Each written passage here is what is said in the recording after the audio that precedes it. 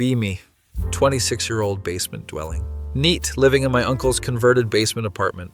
Uncle's name is Barry, cool dude who owns a 3-story house and rents out the upper floors. I pay $400 a month, which is basically charity, but I help him fix stuff around the house so it evens out. Spend most of my days playing Elden Ring, watching Evangelion for the 15th time, and lurking on various boards. Have a decent setup down here. Mini fridge, microwave, my gaming PC that I built 3 years ago, and a mattress on the floor like a true man of culture. Walls are covered with posters of Cowboy Bebop, old Radiohead concert flyers, and a signed photo of Hideo Kojima I got at a convention. Life isn't great, but it's peaceful, and nobody bothers me. One day I'm in the middle of a boss fight when I hear footsteps upstairs. New tenant must be moving in. Barry mentioned something about it last week. Don't care. Back to getting my ass handed to me by millennia. Few days pass, haven't seen the new tenant yet. I mostly leave my apartment at night to avoid people, hit the 24-hour grocery store at 2 a.m. like a vampire. One afternoon, I'm making instant ramen when I hear the most ungodly screeching coming from upstairs. Sounds like a demonic possession mixed with a tornado siren. Suddenly there's frantic footsteps and someone running up and down the stairs. More screeching, now it's getting closer. I open my door to see what fresh hell is happening. There's a cat, orange tabby, absolute unit of a feline, bolting down the stairs toward my basement. Before I can react, this thing launches itself past me into my apartment. Mr. Whiskers, no! I turn around and there's a girl at the top of my stairs. She's wearing an oversized black hoodie with some band I don't recognize, gray sweatpants, hair in a messy bun, no makeup, glasses slightly crooked on her face. She's frozen at the top of the stairs staring down at me. Your cat just invaded my territory, I say. I can see that, she responds, not moving. We stand there in awkward silence for like 10 seconds. Are you gonna come get him or? I don't know you. You could be a serial killer. Your cat didn't seem concerned about that. She slowly starts walking down the stairs like she's approaching a wild animal. Gets to my doorway and peers inside. Mr. Whiskers is currently sitting on my gaming chair, grooming himself like he owns the place. How did he even get out? I ask. I was bringing in groceries and he's been trying to escape for days. I guess he finally saw his chance. She steps inside my apartment. Immediately her eyes go wide. My place is not ready for visitors. There's empty Monster cans everywhere. My laundry is in a pile in the corner. My desk has about 47 browser tabs open on various wikis and forums. You live like this? She asks, genuine horror in her voice. You gonna judge me or catch your cat? She moves toward Mr. Whiskers, who immediately jumps off the chair and runs under my bed. Great, perfect.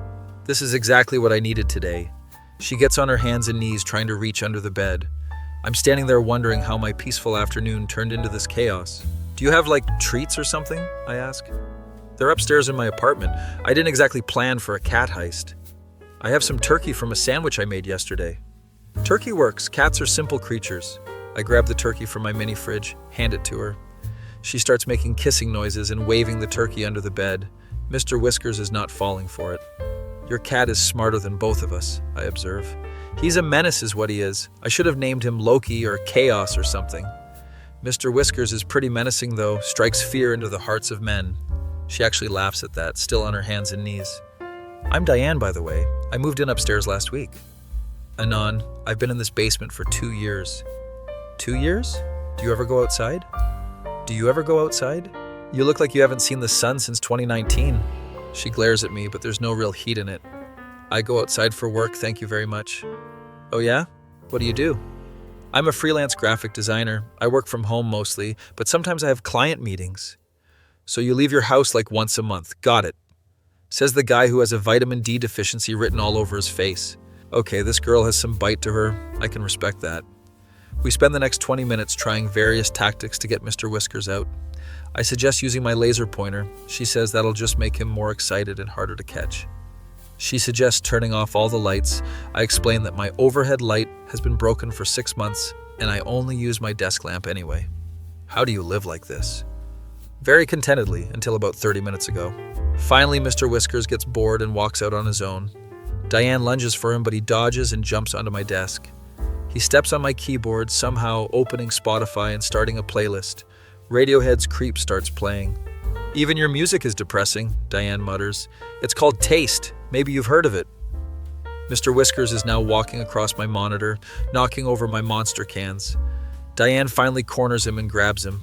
He immediately goes limp like cats do when they accept defeat. Finally, thank you for not being completely useless. Wow, you're welcome. Great to meet you too, neighbor. She's heading toward the door when she turns around. Look, I'm sorry for being rude. This day has been hell, and Mr. Whiskers escaping was just the cherry on top. What else happened? Lost a client because apparently my designs were too edgy. My mom called to remind me I'm still single at 25, and I burnt my toast this morning. Rough day for sure, but hey, at least you got your cat back. Yeah, silver linings and all that crap. She's about to leave when Mr. Whiskers does something unexpected. He reaches out a paw toward me, like he wants to touch my face. He likes you, that's weird. He hates everyone. I have that effect on cats. They sense my dead inside energy and relate to it. She actually smiles at that. Well, thanks again. I'll try to make sure this doesn't happen again. Don't worry about it. Most exciting thing that's happened to me in months. She leaves and I close my door. Stand there for a minute processing what just happened. Look at my apartment through her eyes and realize it really is kind of pathetic. Spend the next hour cleaning up, throwing away trash, doing laundry. Barry texts me later. Heard you met Diane. She seems nice. Text back. Her cat invaded my space. I'm processing the trauma. LOL. You'll be fine. She's good people just going through some stuff. Great. My uncle is trying to set me up with the new tenant. Few days pass. Don't see Diane at all. I'm starting to think the whole interaction was a fever dream. Then one night at 1 a.m. there's a knock on my door. I'm in the middle of a raid in Final Fantasy XIV. Can't exactly pause. Knock gets more insistent. Hold on, I yell, trying to finish this boss fight. Finally get to a safe spot and open the door. It's Diane looking absolutely miserable. I need a favor and I hate asking, but I have no other options. What's wrong? Mr. Whiskers is sick. He threw up everywhere and he's acting really lethargic. I need to take him to the emergency vet, but my car won't start. You have a car? I just take the bus everywhere. Not helpful right now. Right, sorry, we can take Barry's car. He lets me borrow it sometimes. Are you sure? It's 1 a.m. Barry sleeps like the dead and he told me I can use it whenever. Give me 2 minutes. I throw on actual clothes instead of my usual pajama pants. Grab Barry's keys from the hook by the door. He gave me a spare for emergencies. We go upstairs to Diane's apartment. Her place is way nicer than mine. Actual furniture, plants, artwork on the walls. Mr. Whiskers is in a carrier, looking absolutely pitiful. We get to Barry's car. It's an old 2008 Honda Civic that has seen better days. Does this thing actually run? Diane asks. Hey, don't disrespect the Civic. She's a reliable lady. We drive to the 24-hour emergency vet. Diane is anxiously looking back at Mr. Whiskers every 5 seconds. He's gonna be okay. Cats are tough, I say, trying to be reassuring.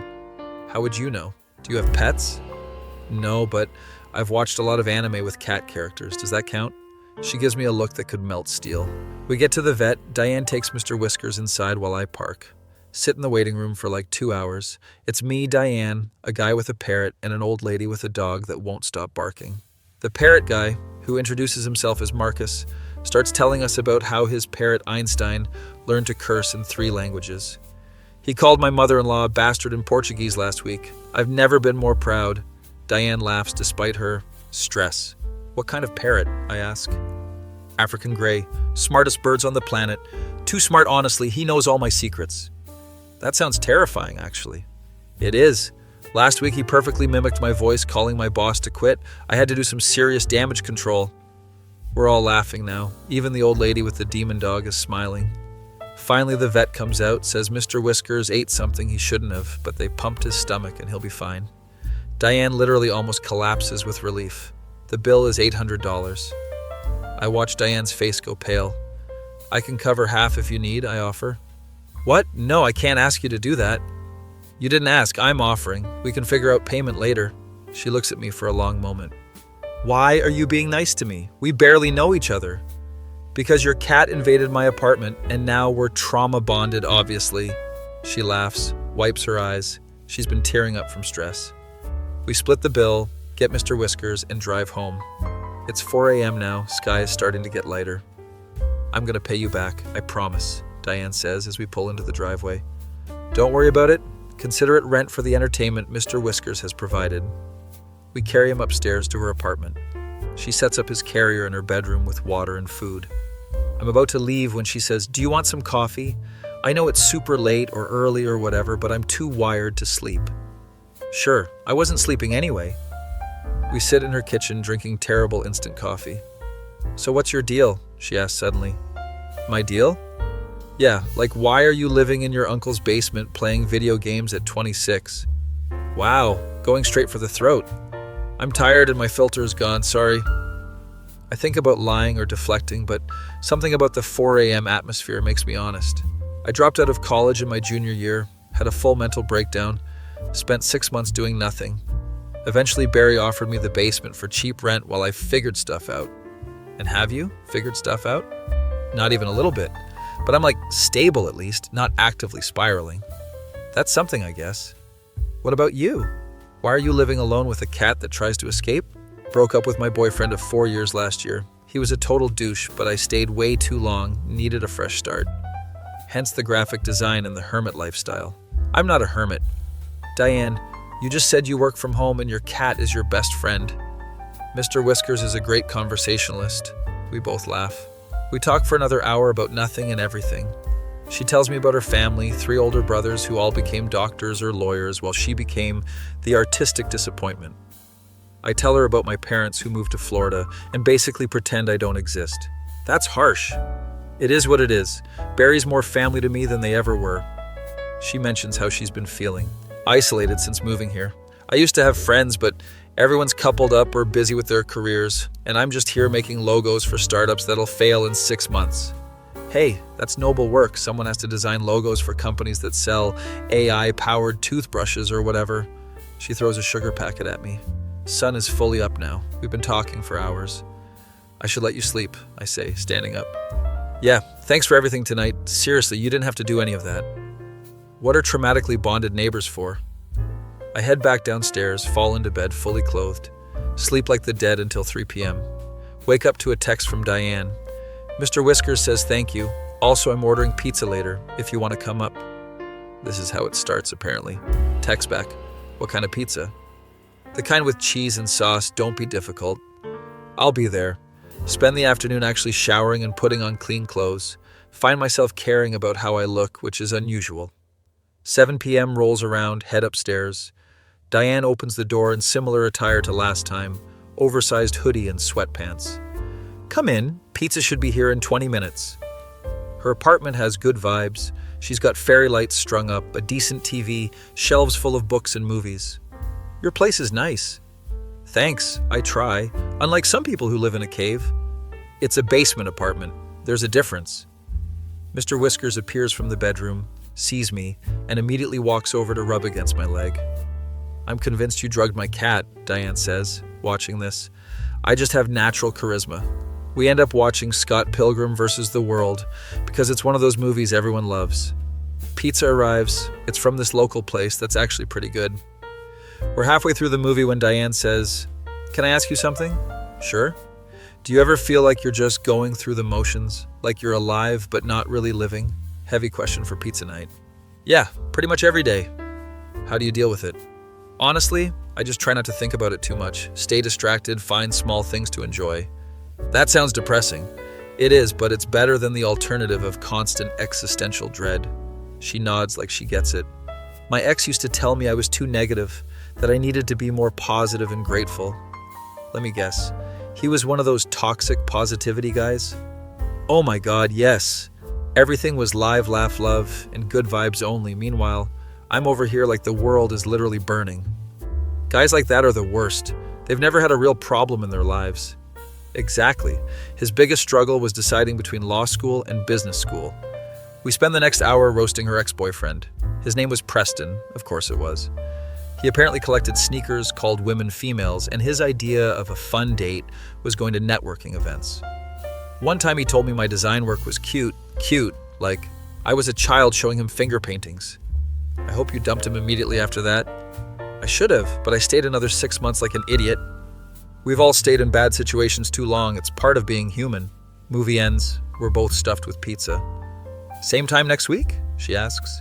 You asking me on a recurring hangout? Don't make it weird. I'm just saying it's nice having someone to watch movies with. Yeah, okay, I'm down. Become a regular thing. Every week we order food and watch something. One week it's the Matrix trilogy, another week it's Studio Ghibli films, then we do a horror movie marathon. We start texting throughout the day, sending each other memes and random observations. She'll text me stuff like, "Just saw someone walking 7 dogs at once. That's either a professional or someone with no impulse control." I send her cursed images I find on obscure boards at 3 a.m. Barry notices. "You and Diane hanging out a lot," he mentions one day while I'm helping him fix the garage door. "We're friends. We watch movies."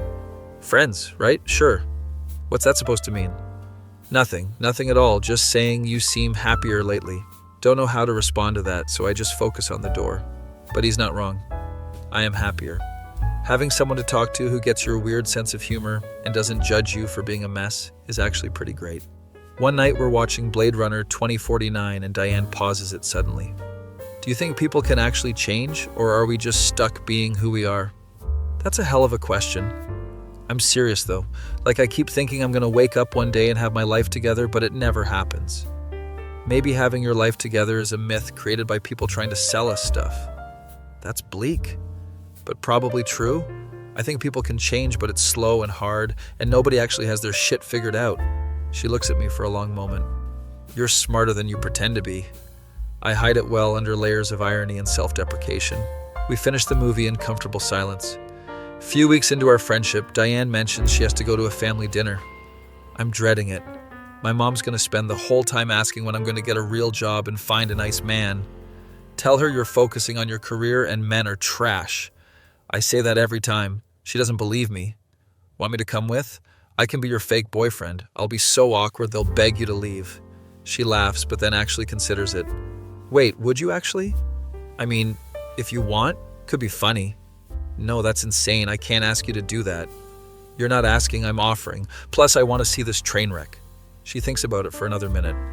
Okay, but you have to promise to be weird enough that my family stops pressuring me, but not so weird that they disown me. I can work with that. Spend the next week preparing. Diane gives me a full briefing on her family. Mom Carol is a retired teacher who thinks everyone should be married by 25. Dad Richard is a dentist who barely talks but judges silently.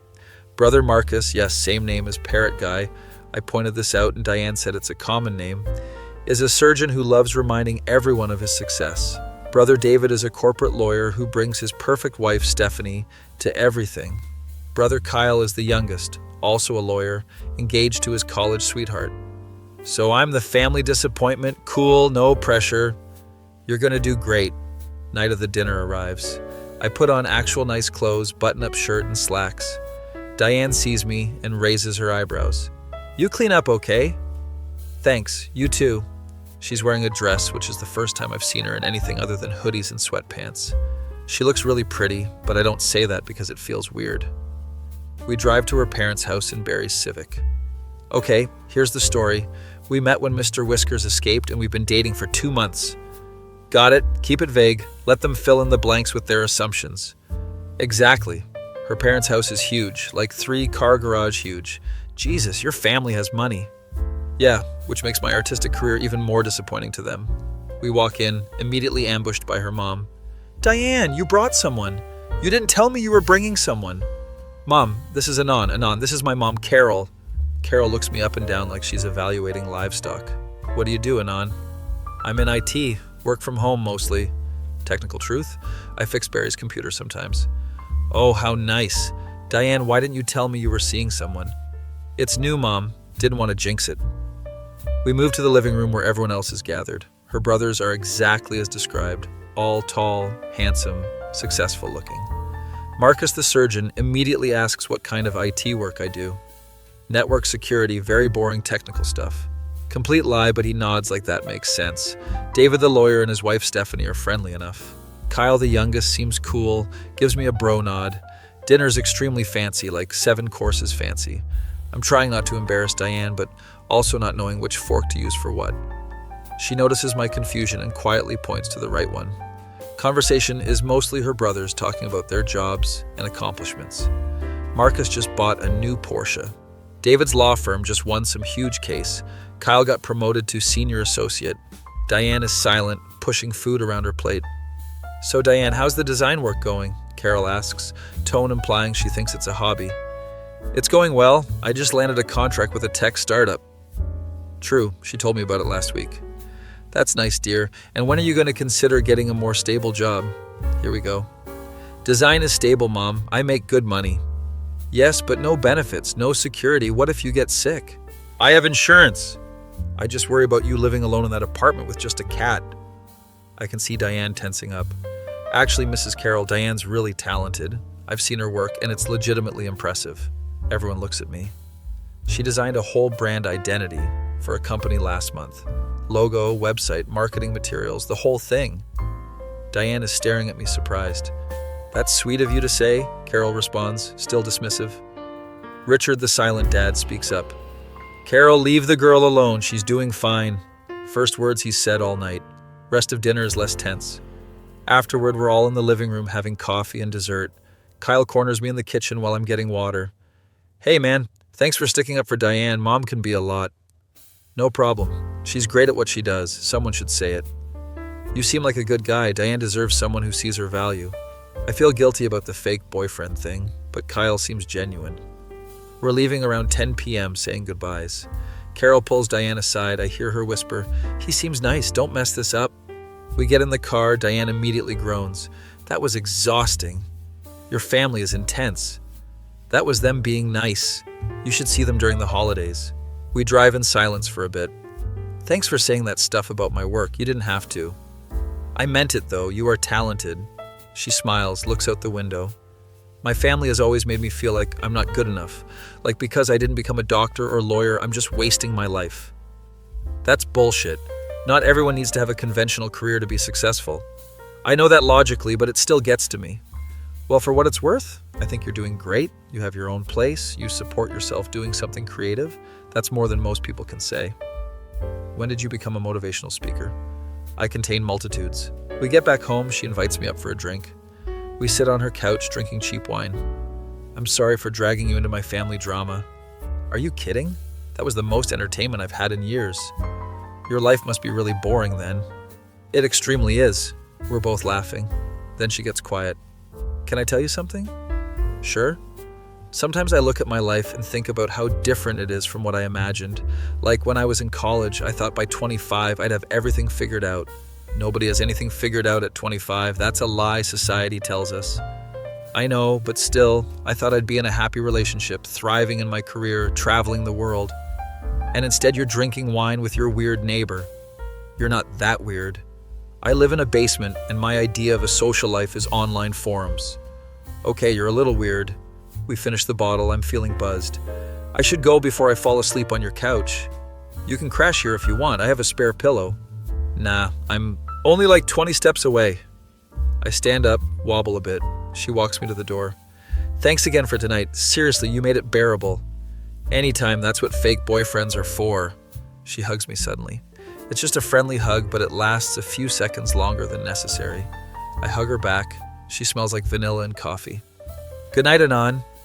Night, Diane. I walk downstairs feeling weird. Good weird, but still weird. Lay in bed thinking about the hug and immediately tell myself to stop being pathetic. We're friends. That's it. Don't make it complicated.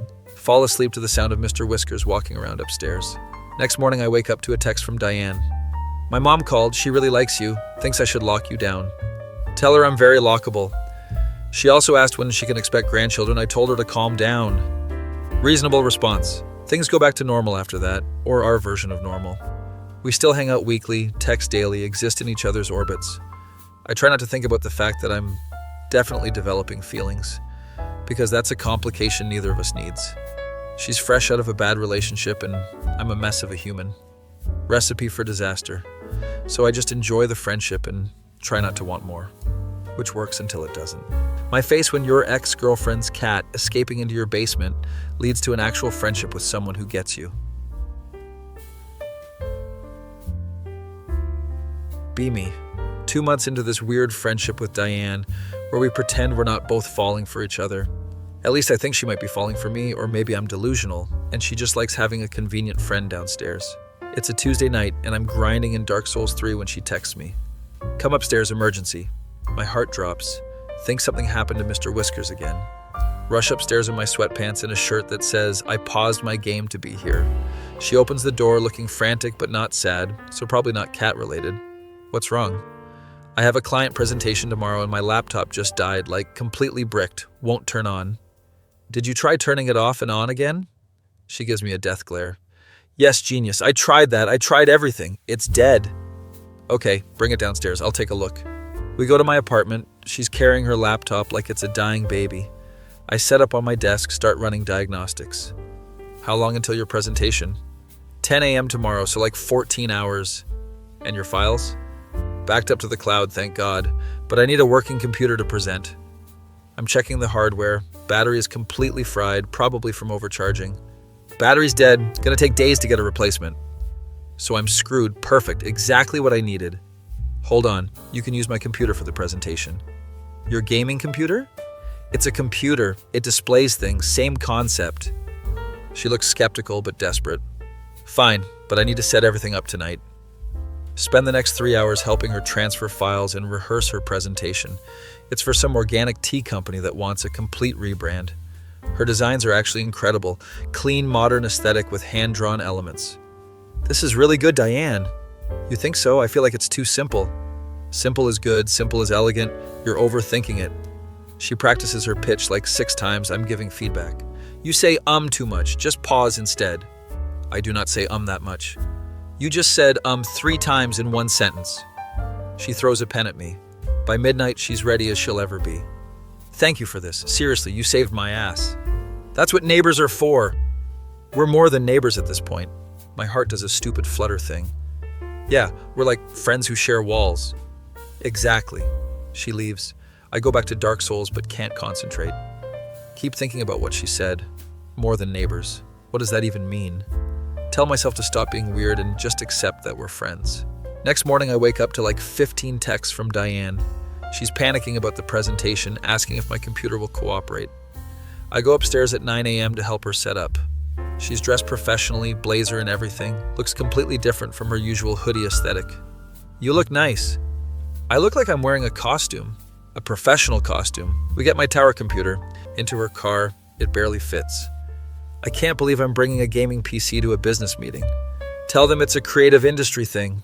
She drives off. I spend the day anxiously waiting for updates. Around 2 p.m. she texts, "They loved it. Got the contract. Told you it was good. Celebrating tonight. You're coming over. Not optional." She comes back around 6 p.m. with champagne and fancy takeout from this expensive place downtown. You didn't have to do all this. Shut up and drink. We're celebrating. We eat ridiculously expensive pasta and drink champagne straight from the bottle like classy people. This is the biggest contract I've ever landed, $15K for the whole project. That's incredible. I know, right? My mom called and even she was impressed. We're both getting tipsy, laughing about everything.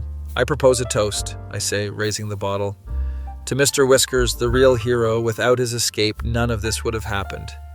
To Mr. Whiskers, said Cat is currently sleeping on the back of the couch, completely oblivious to his legacy. We're on our balcony now. It's a nice night. Can actually see some stars despite the city lights. Can I ask you something personal? Diane says. Sure.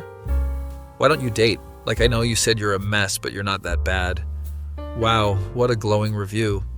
I'm serious though. You're smart, funny, kind. You helped me with my cat at 1 a.m. and didn't even know me. The champagne is making her bold. I don't know. After the whole college breakdown thing, I just kind of withdrew from everything. Dating included. What happened? You never really told me the details. I take a long drink from the bottle. I was pre-med. Parents wanted me to be a doctor. I was miserable but kept pushing myself. That sounds rough.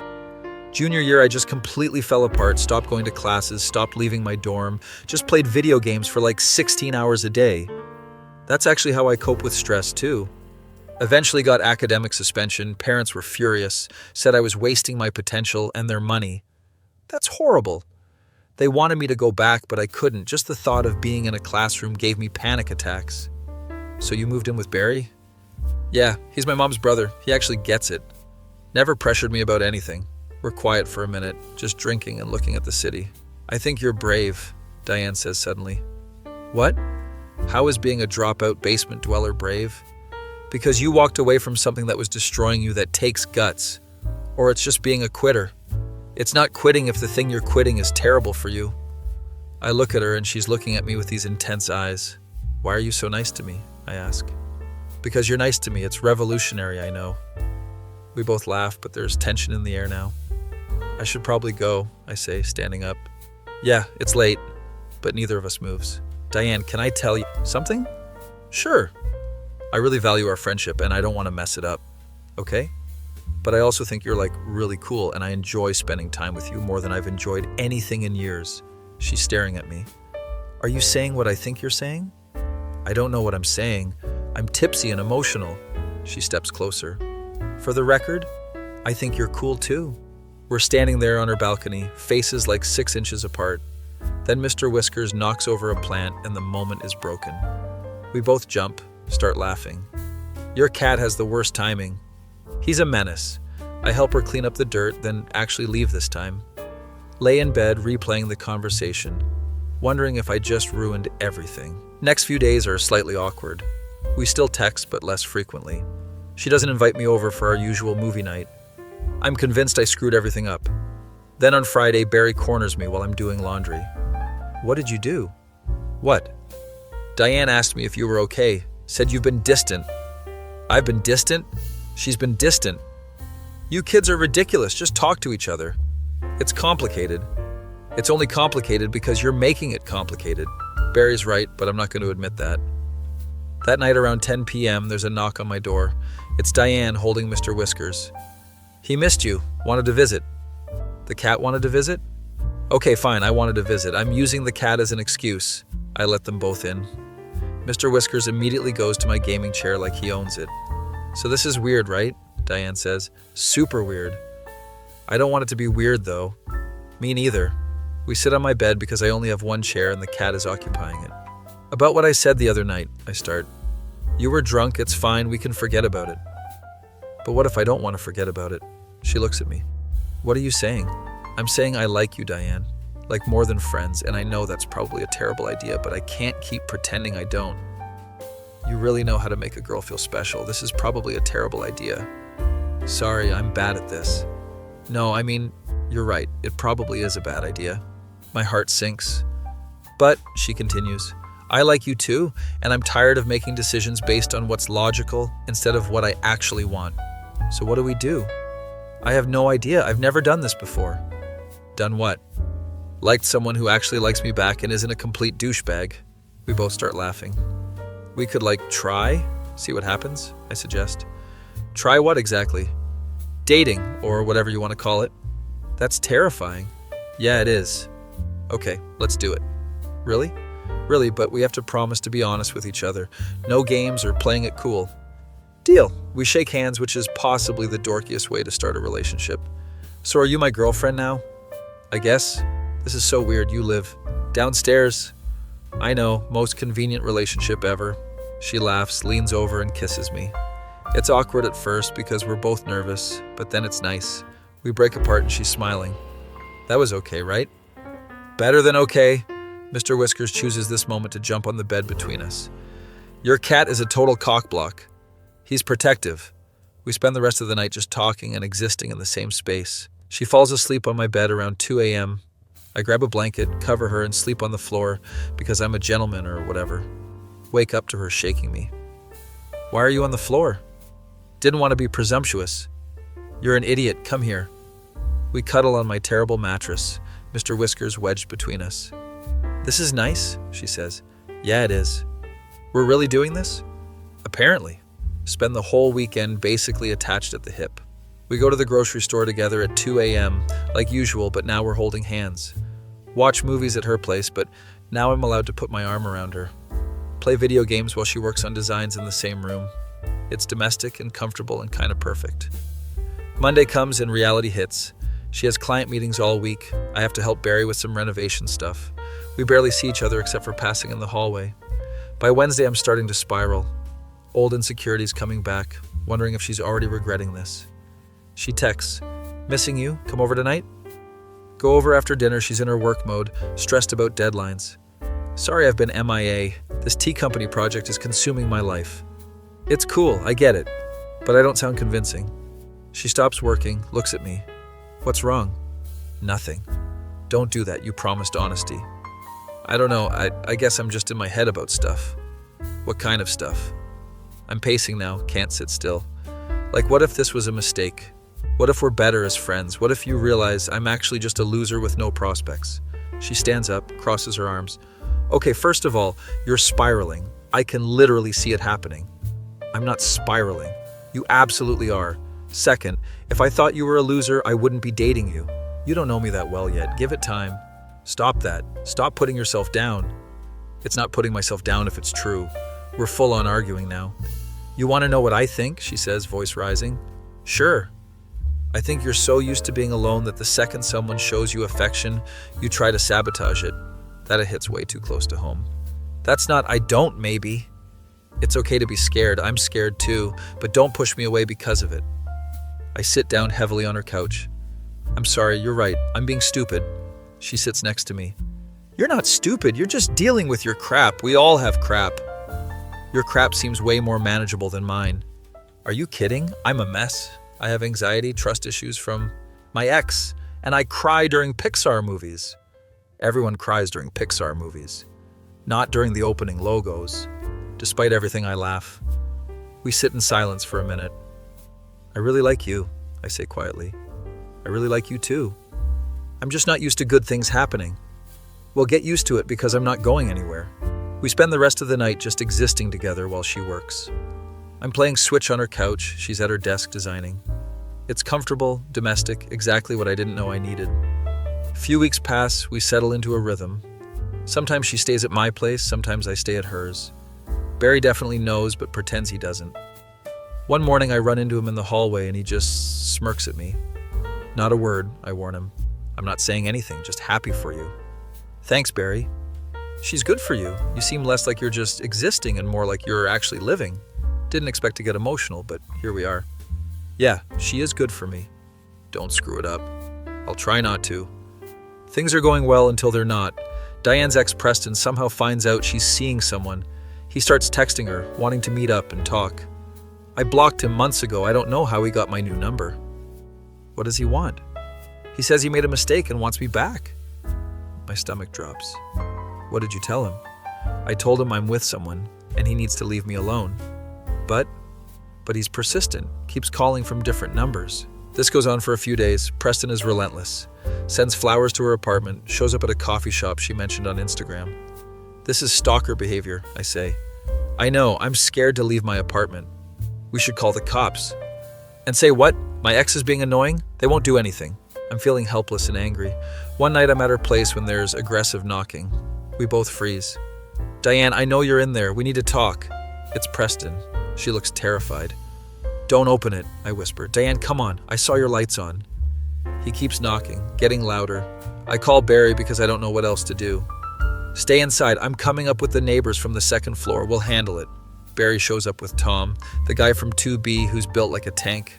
They go out to deal with Preston while we stay inside. Can hear muffled arguing, then Preston yelling about how he just wants to talk. Barry's voice is calm but firm. She doesn't want to talk to you? Leave or I'm calling the police. This is none of your business, old man. It's my property. That makes it my business. Now leave. More arguing, then finally footsteps walking away. Barry knocks on the door. He's gone, but I'm calling the cops anyway to file a report.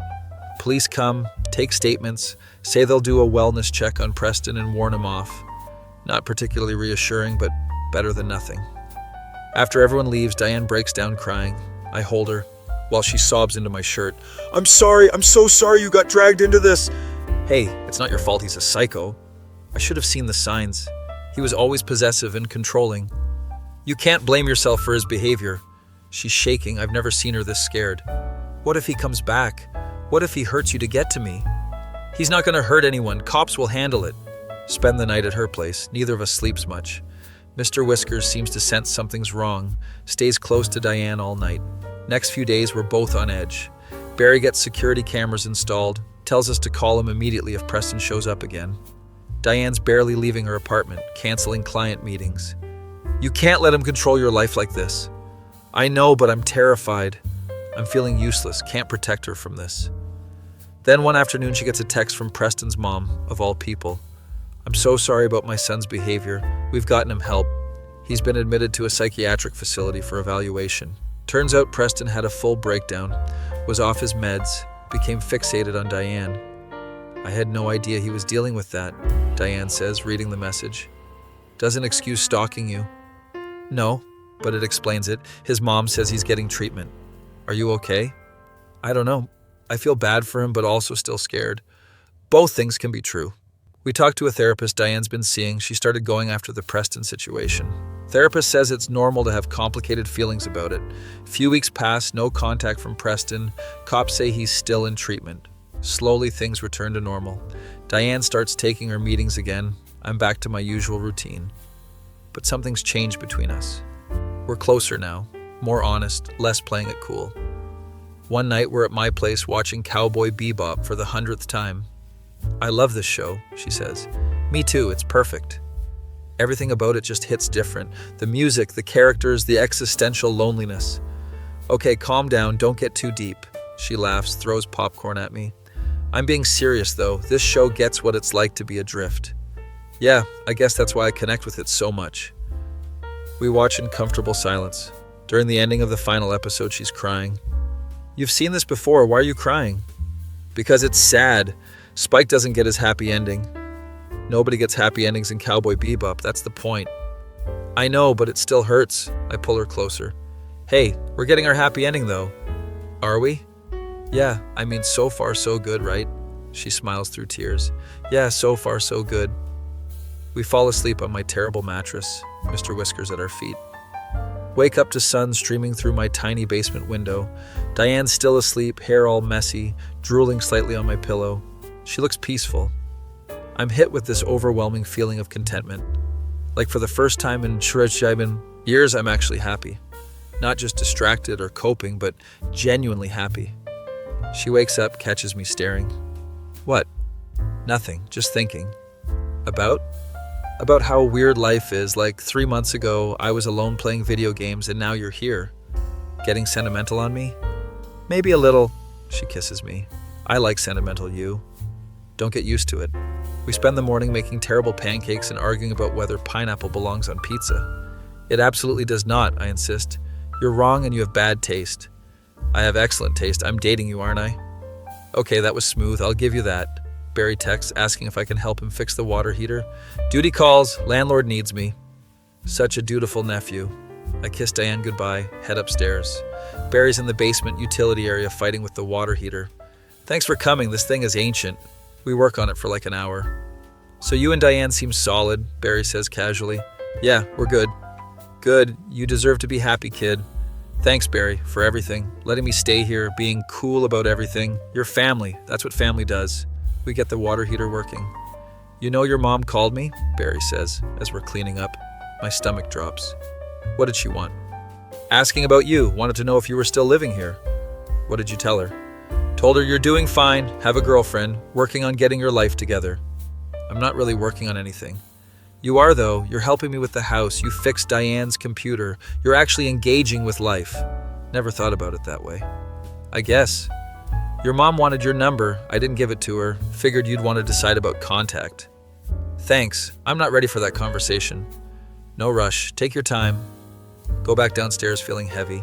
Diane's still at my place, working on her laptop. You okay? You look upset. Barry said my mom's been asking about me. Oh, that's complicated. Yeah. Sit down next to her. She closes her laptop. You want to talk about it? Not really, but probably should. Spend the next hour telling her about my parents, the expectations, the disappointment, the complete radio silence for the past 2 years. That's really harsh, cutting off your kid like that. They see it as me cutting them off by dropping out. Still, you're their son. They should support you. Clearly, they disagree. She's quiet for a minute. Do you want to reconnect with them? I don't know. Part of me misses having parents, but another part remembers how miserable I was trying to be, who they wanted. You should do what's best for you, not what's expected. What would you do? Honestly, I'd probably try to talk to them, but with clear boundaries, make it clear that you're not going back to pre-med or whatever. What if they reject me again? Then that's on them, not you. I think about it for the rest of the day. That night, I draft an email to my mom. Delete it. Draft another one. Delete that too. You're overthinking it, Diane says, watching me struggle. I know, but I don't know what to say. Just be honest. Tell her you're open to talking, but you're not changing your life for them. Take her advice. Write a simple email. Hi, Mom. Barry said you called. I'm doing well. Have my own life now. If you want to talk, I'm open to it, but things are different now. Let me know. Anon. Hit send before I can second guess myself. There, it's done. How do you feel? Terrified. That's normal. Spend the next few days anxiously checking email. No response from Mom. Maybe she didn't mean it. Maybe she just wanted to check that I was alive, I tell Diane. Give her time. She might be processing. Week goes by, still nothing. I'm starting to feel stupid for even trying. Then on Friday night, I get a response. My hands are shaking as I open it. Anon, good to hear from you. Your father and I would like to talk. Are you available for a phone call Sunday afternoon? Mom! Show Diane the email. That's good, right? I think so. It's very formal. Your mom seems like a formal person from what you've told me. Spend all of Saturday preparing for this call. Diane helps me write down points I want to make. Remember, boundaries are important. Don't let them guilt you into anything. Right, boundaries, I can do that. Sunday comes. I'm a wreck. Call happens at 2 p.m. Both parents are on the line. Hello, Anon, Mom says, voice neutral.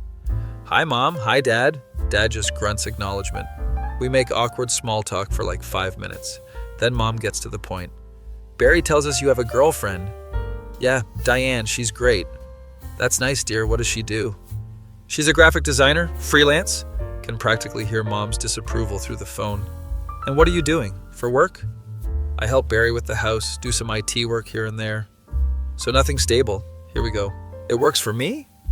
Anon, you're 26 years old. You can't just drift through life. I'm not drifting. I'm figuring things out. Dad finally speaks. You could still go back to school, finish your degree. I don't want it, Dad. That life wasn't for me. So what? You're just gonna live in Barry's basement forever? The judgment in his voice makes my chest tight. I don't know what I'm gonna do long term, but I know I'm not going back to pre-med. You're wasting your potential, Mom says, voice rising. My potential for what? Being miserable? Having a breakdown? Hating my life? Don't be dramatic.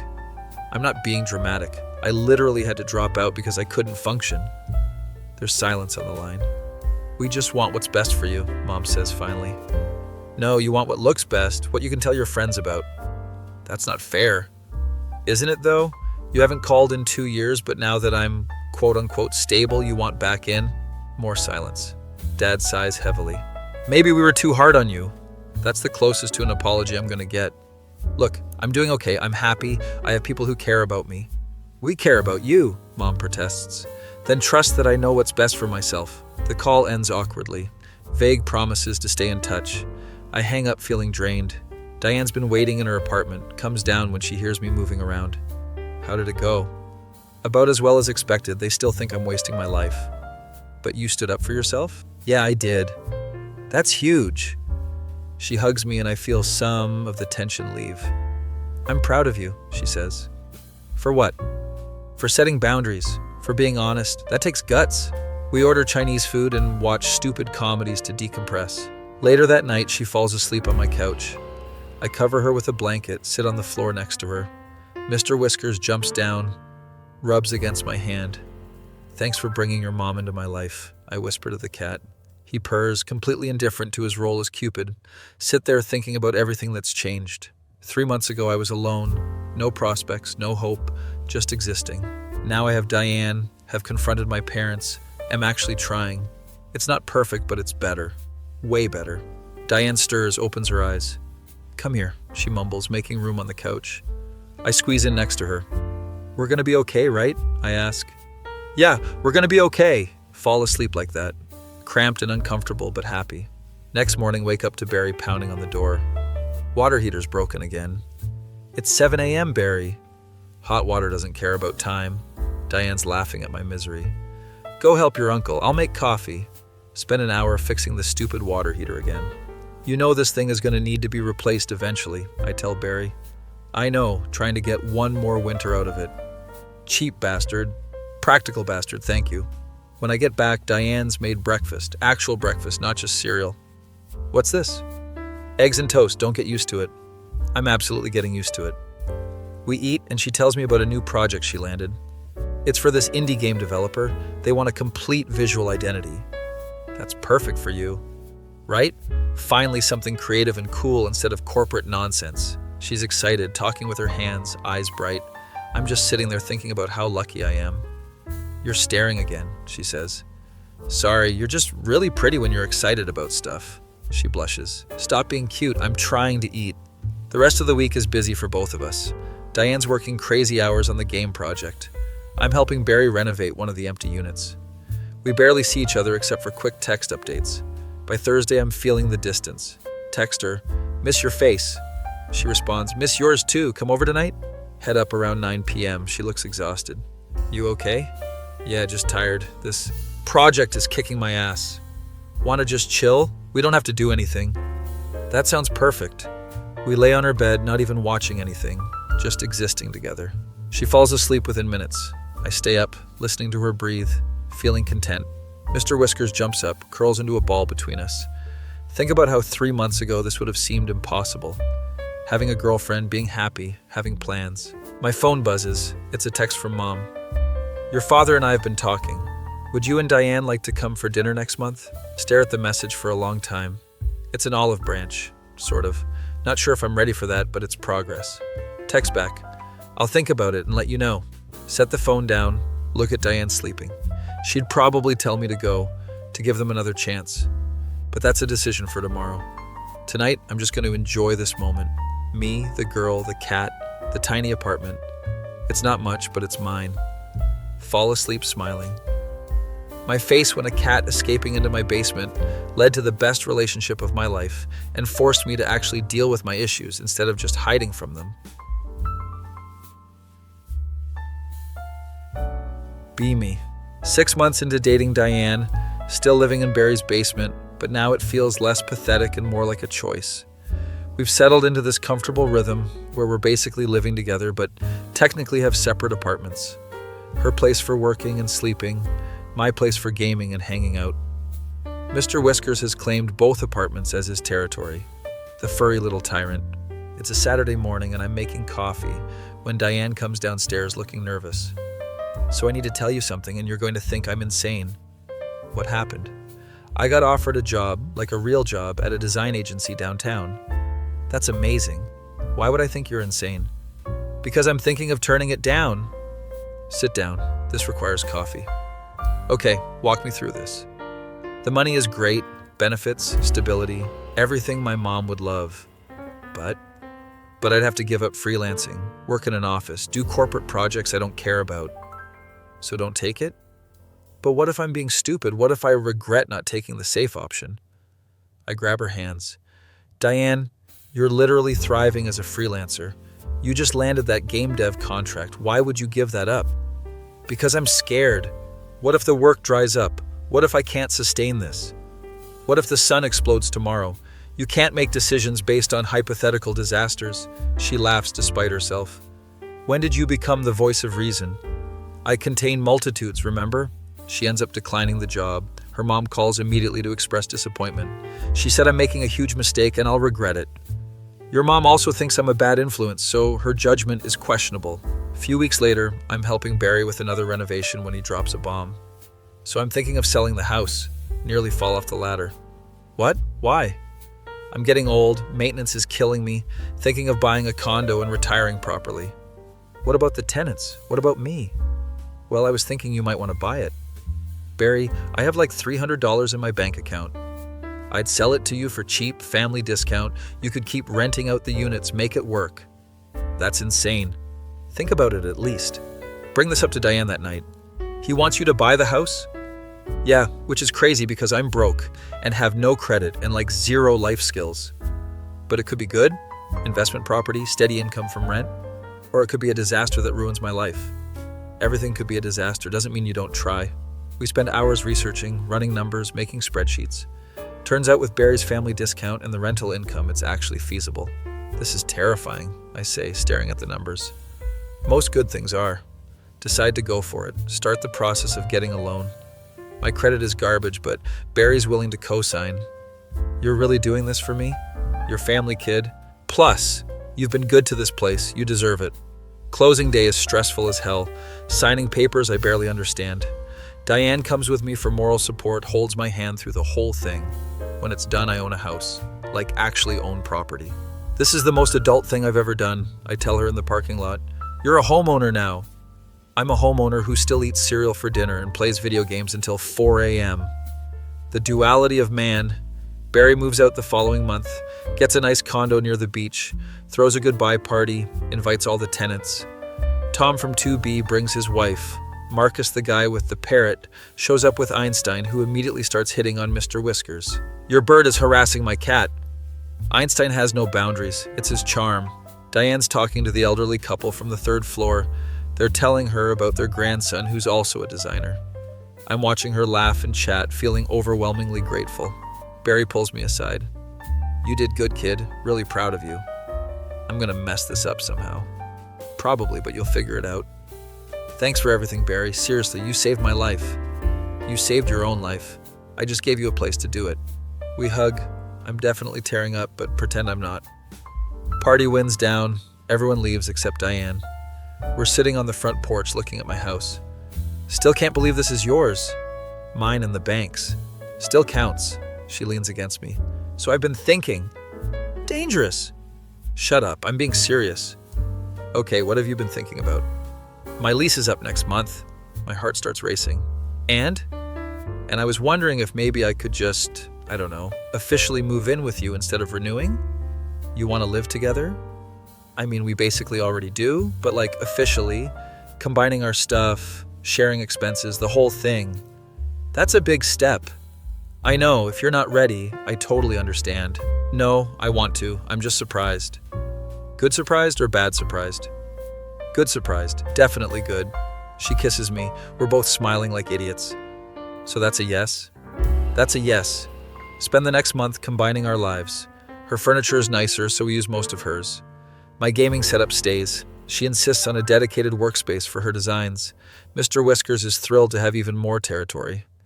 We're unpacking boxes when I find an old photo album of mine. Diane flips through it, sees pictures from college. You look so different, so stressed. I was miserable. And now? Now I'm happy, like genuinely happy. She hugs me suddenly. I'm happy too, happier than I've been in years. Even though I'm a former NEET with a questionable past? Especially because of that. You get it, you get me. We finish unpacking, order pizza from our usual place. Sitting on the couch, she's working on her laptop. I'm playing Elden Ring. Mr. Whiskers is asleep between us. This is domestic. Bliss. A few months pass, we're fully settled in. I've gotten better at the landlord thing, fixed the water heater myself last week. Diane's freelance work is booming. She hired an assistant. We host a dinner party for her family. Her mom, Carol, still doesn't fully approve, but she's trying. Your home is lovely, she says, looking around. Thanks, it's a work in progress. Her brothers are impressed that I own property. Marcus, the surgeon. Real estate is a smart investment. David, the lawyer. Make sure you're maximizing your tax deductions. Kyle's just happy that Diane's happy. You seem really good together, he tells me while we're getting drinks. Thanks, man. She's the best thing that's happened to me. I can tell. She lights up around you. Dinner goes well. No drama. Carol only makes one passive-aggressive comment about marriage. After they leave, Diane collapses on the couch. That went better than expected. Your family's not so bad. They're warming up to you. My mom almost smiled when you talked about property values. We're cleaning up when she gets quiet. What's wrong? Nothing's wrong. I'm just thinking. About how different my life is now. A year ago, I was miserable with Preston, living alone, hating everything. And now I have you, a home, work I actually enjoy. It's almost scary how good things are. Why is it scary? Because what if it all falls apart? I stop washing dishes, turn to her. It might. Things fall apart sometimes, but we'll deal with it together. She's tearing up now. I love you. I haven't said that yet, but I do. My heart stops. You love me? Yeah, I really do. I love you too. Have for a while, actually. We're both crying now, standing in the kitchen like emotional disasters. Mr. Whiskers walks in, judges us, walks out. Your cat thinks we're pathetic. He's right. Later that night, we're in bed. She's falling asleep. Hey, Diane. Thank you for letting your cat escape that day. She laughs sleepily. Thank you for not being a serial killer. A few months later, we're grocery shopping at 2 a.m. like we always do. She's debating between two brands of coffee. They're literally the same. They're not. This one is ethically sourced. They all say that. While she's analyzing coffee beans, I'm thinking about how normal this is. How we have routines and inside jokes and a shared life. How I went from isolated basement dweller to person with a partner and property. How one escaped cat changed everything. You're doing it again, she says. Doing what? Getting all sentimental in the grocery store. Can't help it. I'm happy. Well, stop. You're going to make me cry in the cereal aisle. We check out, drive home, carry groceries up together. Mr. Whiskers is waiting at the door, meowing dramatically. He acts like we abandoned him for days when it's been an hour. He's traumatized from that one time he escaped. We put groceries away, make tea, sit on the balcony, can see the city lights, hear distant traffic. You ever think about the future? She asks. Sometimes. Why? Just wondering what you see?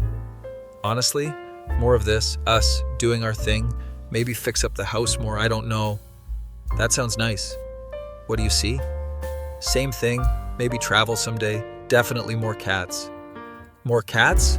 Mr. Whiskers would kill us. He'd adapt. We sit in comfortable silence. My phone buzzes, it's a text from my mom. We've been talking more regularly, still awkward, but better. Your father and I are coming to visit next month. Would that be okay? Show Diane the text. That's big. Yeah, I'm nervous. You want me there? Obviously, I need emotional support. Then I'll be there. The visit happens. It's weird, but not terrible. My parents are stiff and formal, but trying. Dad actually compliments the house. You've done well with this place. Thanks, Dad. Mom is polite to Diane, asks about her work. Graphic design must be challenging. It has its moments, but I enjoy it.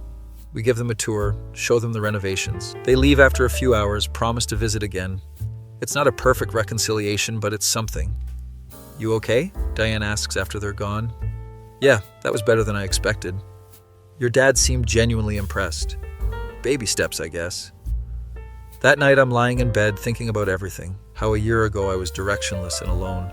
How I thought I'd always be that way. How one chaotic day with an escaped cat changed the entire trajectory. Diane's asleep next to me. Mr. Whiskers at the foot of the bed. I own a house, have tenants, have a relationship, have reconnected with my parents. I'm not fixed, still have bad days, still struggle sometimes. But I'm trying, actually trying instead of just existing. Reach over, grab Diane's hand in her sleep. She squeezes it reflexively. Yeah, this is good. This is really good. A few weeks later, we're having our usual movie night, watching some obscure anime she found. This is so weird, I say. That's why it's good. During a quiet scene, she pauses it. I need to tell you something. What's up? I've been offered a huge contract, like really huge, redesigning a whole brand for a major company. That's incredible. But it means I'll be super busy for like 6 months, crazy hours, lots of stress. Okay? I'm worried it'll affect us, that I won't have time for you. I pull her close. Diane, this is your career, your dream. I'll be fine. We'll be fine. You sure? Positive, plus now I can brag that my girlfriend is a big shot designer. She laughs, kisses me. I don't deserve you. Yes, you do. We deserve each other. The next 6 months are intense. She's working insane hours. I barely see her some weeks. But we make it work, leave each other notes, have quick breakfast together. I handle more of the house stuff. She focuses on the project. It's hard, but we're partners. We figure it out. When she finally finishes the project, she's exhausted but proud. Did it. I actually did it. I never doubted you. We celebrate with expensive wine and takeout from that place she loves. I couldn't have done this without you, she says. You absolutely could have, but I'm glad I was here. No, seriously, knowing you were handling everything here let me focus on work. That's what partners do. She gets emotional, and I realize she's about to cry. Hey, what's wrong? Nothing's wrong. Everything's right. That's the problem. That doesn't make sense. I'm just so happy, and I keep waiting for something to go wrong. I pull her into a hug. Things might go wrong eventually. That's life. But right now, we're good. She's crying into my shirt now. I spent so long thinking I wasn't good enough, that I'd never find someone who really got me. Well, you found me, and I'm never leaving. Promise? Promise. We stay like that for a while, just holding each other, Mr. Whiskers jumps up, meows loudly. Even the cat is getting emotional, I joke. She laughs through tears. We spend the rest of the night just talking about everything and nothing. She tells me about her childhood. I tell her about mine. We talk about dreams and fears and stupid inside jokes. Fall asleep tangled together, Mr. Whiskers wedged between us as always. Wake up to sun streaming through the window. Diane's already awake, watching me. Morning, Creeper.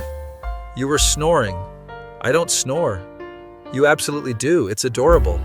We make breakfast together, pancakes and coffee.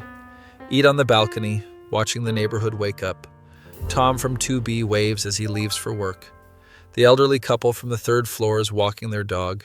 Everything feels peaceful, settled, right? What are you thinking about? Diane asks. Just how good this is, how lucky I am. We're both lucky. Yeah, we really are. Later that day, I'm fixing a leaky faucet in one of the units when I realize something. I'm happy. Not just content or distracted, but genuinely happy. Never thought I'd get here. Never thought I deserved it. But here I am, homeowner, boyfriend, functional human. All because a cat escaped and crashed into my basement. Head back downstairs, Diane's working at her desk. Fix the leak.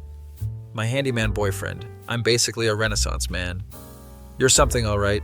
Sit on the couch, boot up my PC. She's designing, I'm gaming. Mr. Whiskers is sleeping. This is my life now.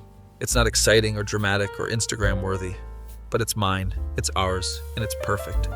That feeling when an escaped cat leads to the love of your life, property ownership, family reconciliation, and actual personal growth instead of just rotting in a basement forever.